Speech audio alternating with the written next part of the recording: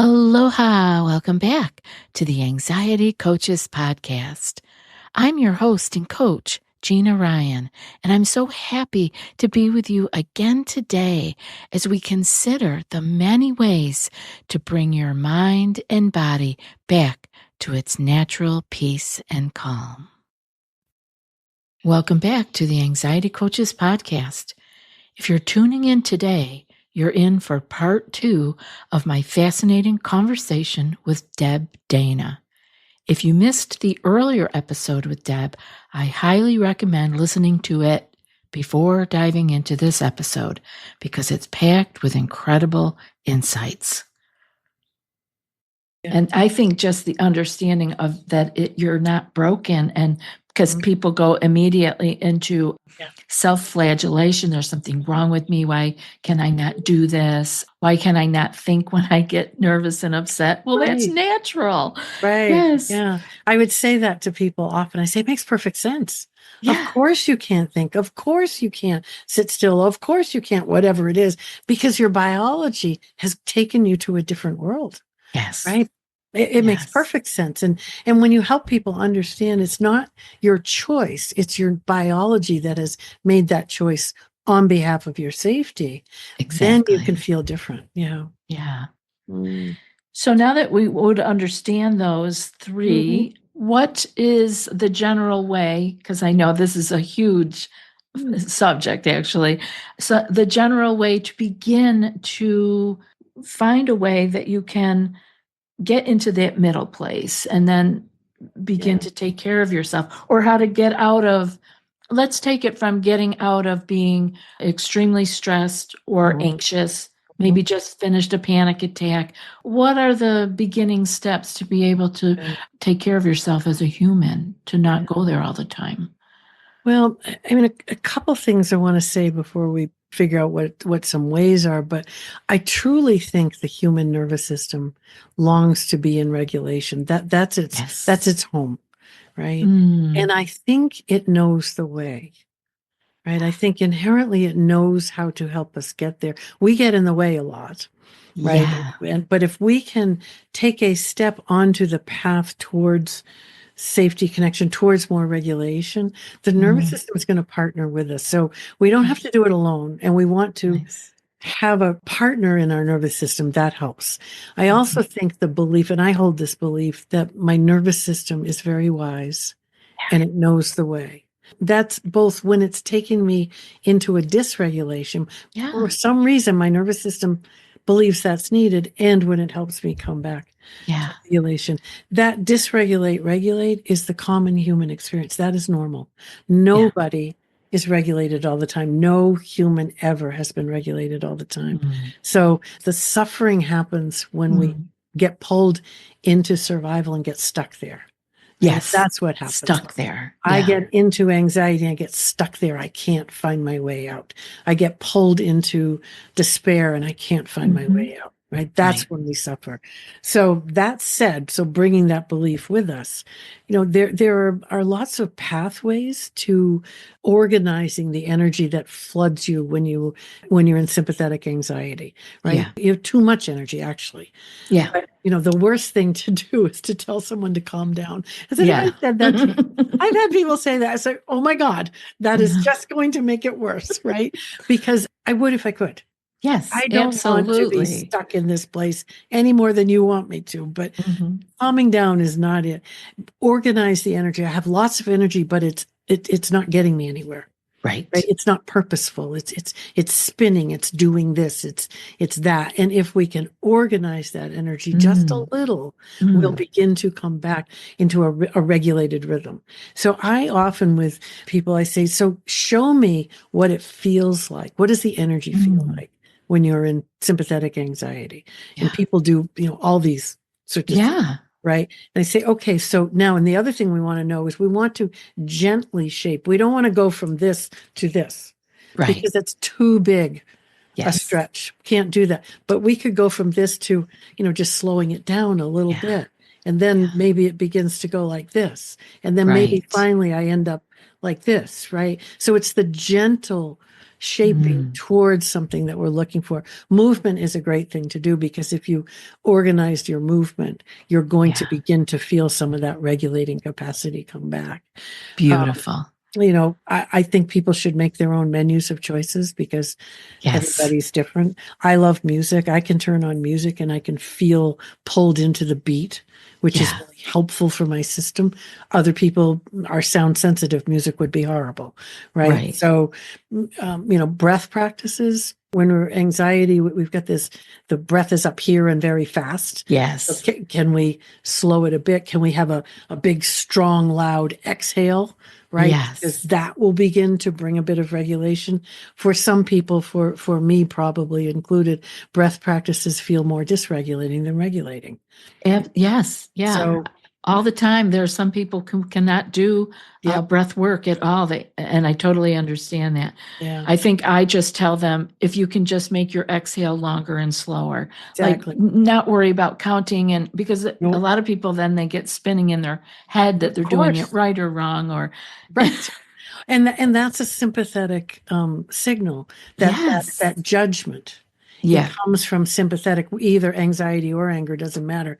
There's a Mm. should and a shouldn't, and I Yeah. can't, and all of that just speeds up Right. the energy. So, we're looking for a way to organize the energy a bit, so it has a different rhythm. So yes, a great big loud sigh, Love that. is an Yeah. easy way to do it, because we sigh all the time. And I found with Mhm. people, we could sigh. We couldn't do a breath practice, but boy, they could sigh. So, Yeah. Good. sometimes that, finding an object that reminds you that Mm. you have returned from Yeah. this place before. And that, I Yes. think, is so powerful. Like, I will come back from a dysregulated moment, and then if I could say, oh, my nervous system brought me back, Yeah. right? Because it does know how Yes. to do that. You will come back. Yes. And Because that's it's not your reassuring. enemy. It's Right, not hurting you. right, Yeah. right. Yeah. You're a team. Yes, Yeah. exactly, exactly. Yeah. So, nature is often a regulator, different, when I'm feeling dysregulated in whatever way, if I can get to the beach and put my feet in the sand or my feet in the water, that Yeah. does something for my system. Other Yeah. people, they want to dig in the dirt, or they want to walk in up a The hill. forest You or yeah. find your own, and that's the joy of doing this kind of work, is there's no protocol here. Right. It's what does your nervous system say would be helpful right now, right? I love that. And I love the word menu. Make your own menu. Make your own menu. Yeah, Yes. absolutely. Yeah, yeah. And also, knowing that it's the small moments that Mm. shape the system.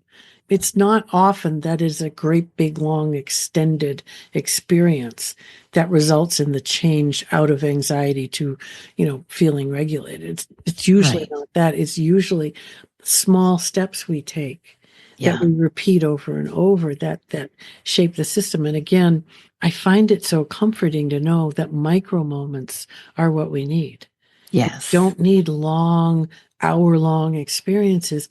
Micro moments are what we need. It changed Yes. the way I thought about my day. It's like I felt successful if I'd had a few micro moments. That's lovely, Yes. right? Yeah. Because most people can find a micro moment or two in their day. Yes. Yeah. Yeah. And then we begin to feel successful. Like, oh, it isn't all bad. Exactly. Yeah. Exactly. And Is we can that how you, oh, go right ahead. I was just going to say that's we get pulled into it was a bad day Mm. because we remember the moment of dysregulation and we Right. forget the tiny moments of regulation, right? Yeah. Which, yes, is how I ended up, working with Glimmers, because my work was with complex trauma survivors, Yeah. who felt every day was just trauma saturated. Right. Mm. And when we slowed it down, we could find the tiny moments that were Mm. different. Yeah. And then the thought was, well, what do we call these? Right. And I will thank my clients for all of this, because they really led me to what do we name those moments in a way that doesn't feel too big? right? Yeah. Grounded was like way too big, or, at peace, forget that, right? But a tiny moment. And so I thought glimmer, because to me, it sounds like what it is. It's like a sparkly, tiny moment. So yeah, that does that, right? So I tried glimmers on for size with my clients, and they thought, yeah, that works. We began looking for glimmers. So that's where it started. And doing a lot of work. I had a map that I did with clients, which is the triggers and glimmers map, because the nervous system, it stores those dysregulating experiences and what dysregulates us. And that's why clients come to therapy, right? Yeah. For the dysregulation. And yet the science tells us, unless we also experience moments of okayness, we can't fully heal. And we were really focused on all the challenges, and we forgot, but we need the strengths too. So, triggers and glimmers, and we did a lot of mapping, and then glimmers started to stand on their own because clients could do that work between sessions safely. You can look for a glimmer. It's not dangerous to look for a glimmer, right? They wanted to be doing something, and it was just a beautiful sort of, transition from in therapy to between sessions. And then I will tell you, I kind of have no idea how it escaped into the, into the big, world of the internet. I have no idea. I love that it has, because in a way that, I don't want this to sound really simplistic, but on the other hand, glimmers, I think, shape our systems. They help us resolve dysregulation without having to do a deep therapy dive. They help our system feel more able to come to connection, to come to regulation and safety. And for every nervous system that shapes a bit towards that place, I think the world begins to change, right? Is that like feeding your nervous system to give it what it needs to help you? Right. And the nervous system loves glimmers, right? When you find a glimmer, it feels good. Your nervous system loves it. Your brain says, "Ooh, that was nice." And we organically begin to look for more, right? And so as we do that, we are becoming a more regulated human. And every regulated human then sends out into the world through neuroception a cue of safety. So when I'm regulated, I'm telling your nervous system, come on in and connect. I'm safe, right? You're safe with me, right? And you can feel that rippling out, which is so needed in the world right now, because we're all dysregulated, right? Yeah. And that helps to explain why when you're around certain people, you get certain kinds of feelings. People use vibes and all that, but this work really brings it down into, yes, these are your nervous systems meeting. Exactly. And I want to say, not only does your nervous system like glimmers, but apparently TikTok does too. 27 million posts dedicated to hashtag glimmers. That's the craziest thing. And you're not even on there. Nope, I not even love this. No, it's awesome. It is. But that is a glimmer for me when people tell me that. I go, oh my God, it's great. I do want to say, as we're going to, talk more about glimmers and practicing and finding that glimmers are not a way to avoid suffering or avoid challenges. Right. They're not asking us to turn away from all of what's going on in our lives. What they're doing is they're building the capacity to more safely turn toward the suffering, turn toward what is challenging us. And I just wanted to be really clear about that, because there's a lot of toxic positivity going around in the world right now. And a lot of, the shortcut to feeling better. Glimmers are not that. Glimmers are really helping your nervous system be able to stay anchored so that I can work with all of the challenges in my life. So I just wanted to put that out there first. Yeah. Yeah. Thank you for saying that, because that's really important. I just got an email from a client this morning saying, what's the difference between me trying to do something that's good for myself, but is that me trying to avoid the, so that does need explanation, and that we're not trying to avoid it all, because it doesn't ever go away if you do that, first of all. Right, exactly. Yeah. And every time we try to push something away, the nervous system is going to speak louder, because it wants your attention. Yes. And we often learn that the hard way. I'll be, way down here somewhere. And I think if I'd listened here, Oh, it would have been so exactly. much better, right? It would have been Yeah. much easier. Yes. Yes. Yeah. Yeah. So we listen to what our nervous system is telling us. Okay.